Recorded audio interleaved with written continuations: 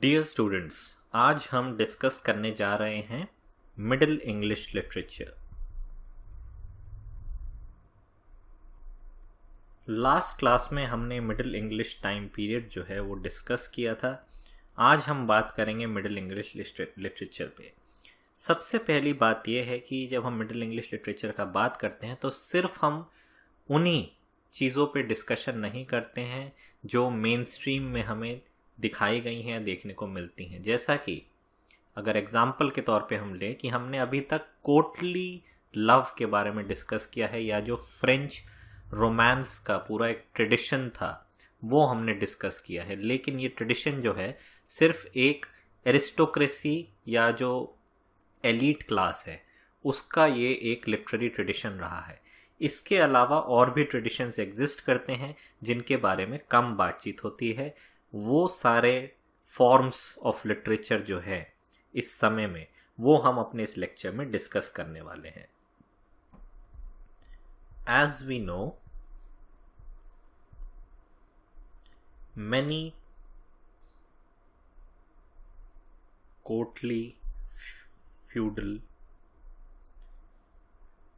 French romance are based on the notions of service and honor and many other, drew its ideals from Arthurian stories combined with Christian virtues। तो ये हम देखते हैं एक खास पहलू है कोर्टली फ्यूडल फ्रेंच रोमांस का, जो फ्यूडल वैल्यूज़ जो हैं जैसे कि सर्विस और ऑनर उन पे बेस्ड होता है। उन वैल्यूज़ को है जो प्रमोट करता है कि ऑनर और सर्विस का वैल्यूज़ जो है।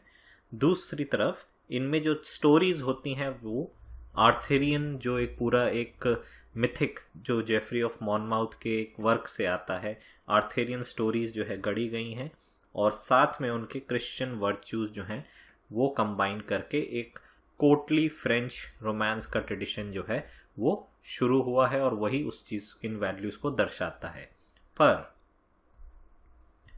But not all French narrative was polite. During this period,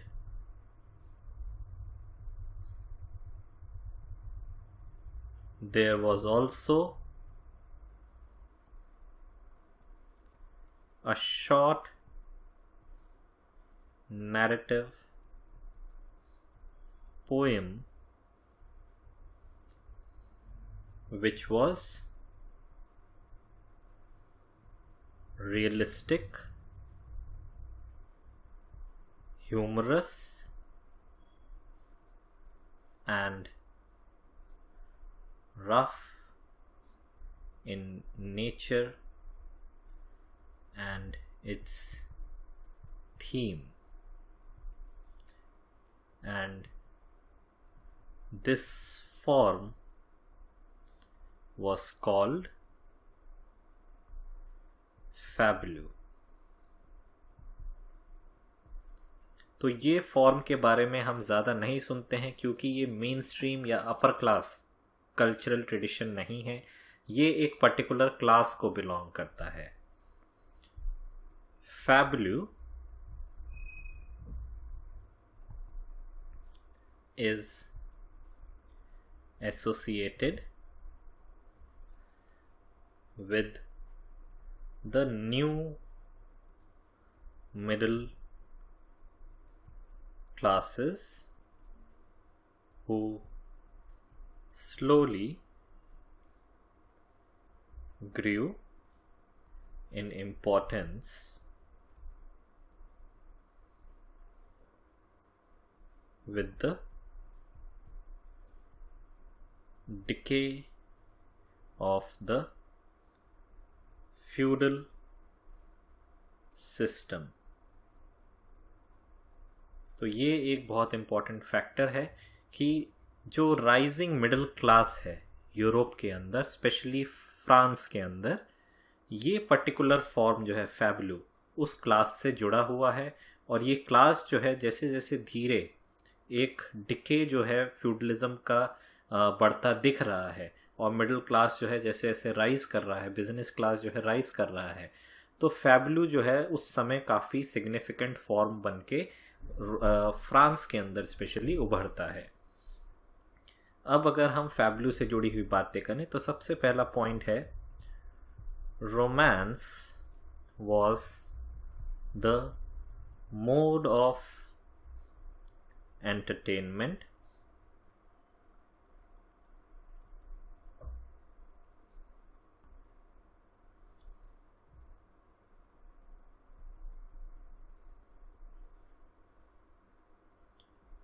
for the feudal aristocracy, whereas fabulou is the product of the rising middle classes who seek to destroy feudalism। अब हम जब इतिहास में देखते हैं, स्पेशली लिटरेचर के इतिहास में जब हम देखते हैं, तो कहीं ना कहीं जो भी लिटरेरी फॉर्म इमर्ज होता है, कोई भी थीम जो इमर्ज होती है लिटरेचर के अंदर, वो थीम किसी ना किसी क्लास और किसी ना किसी के एंटरटेनमेंट का मोड होती है। जैसे कि अगर हम फ्रेंच कोर्टली रोमांस का बात कर रहे हैं या इंग्लिश कोर्टली रोमांस का बात कर रहे हैं, तो ये एक पर्टिकुलर ऑडियंस के लिए लिखा जाता था और एक पर्टिकुलर क्लास ऑफ पीपल जो है इसको लिखते थे। दूसरी तरफ जब हम फैबलू का बात कर रहे हैं तो मिडिल क्लास जो है उसका भी अपना एक मोड ऑफ एंटरटेनमेंट है, जैसे फ्यूडल क्लास का है। तो उनका चॉइस जो है, जो मान लीजिए जैसे कि हम बात करते हैं कि किसी का चॉइस है गाने का बहुत सॉफ्ट म्यूज़िक, किसी का है बहुत लाउड, बहुत एक या किसी का है एक मीडियम टाइप का क्लासिकल म्यूज़िक। तो ये सारी जो चॉइसेस होती हैं कहीं ना कहीं वो रिफ्लेक्ट करती हैं कि ये किस क्लास ऑफ पीपल जो है इसको सुनना चाहते हैं, किस क्लास को आप बिलोंग करते हैं, किसका ये एक हम कह सकते हैं कि एक प्रोडक्ट है किस क्लास का, और उसका एक एंटरटेनमेंट का ज़रिया है।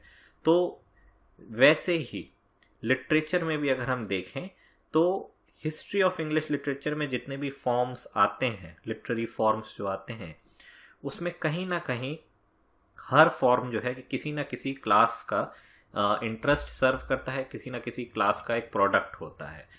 तो यहाँ पे भी हम वही चीज़ देखते हैं कि जैसे रोमांस जो है वो फ्यूडल एरिस्टोक्रेसी का एक एंटरटेनमेंट का मोड है, वैसे फैबलू जो है राइजिंग मिडिल क्लास का एंटरटेनमेंट का मोड है। सेकंड पॉइंट जो है, the middle classes developed with the growth of trade and trading communities, which led to the development of money economy, slowly